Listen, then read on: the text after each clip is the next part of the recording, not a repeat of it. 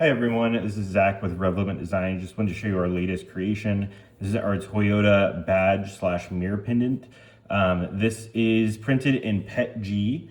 We wanted our keychain and our, if it's gonna be a mirror pendant, wanted to hold up to some heat and have some strength behind it. So that is, the materials behind it. We have the keychain attachment here. This can be taken off, of course, and can be used for the mirror, which I'll show you here in a minute. And we're also including about 10 inches or so of this elastic cord to be able to tie up to the mirror, or if you have other use cases for it, you can use it for that.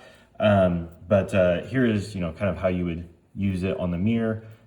Basically just take the keychain piece off of the loop, and then you would tie the cord up here, just trim the excess, and you would run it through this piece here to keep it on a swivel so that you can face it whichever way you want in the vehicle. So, but yeah, that is our latest creation.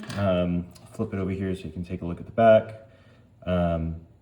But yeah, if you have any questions, please reach out. Thank you.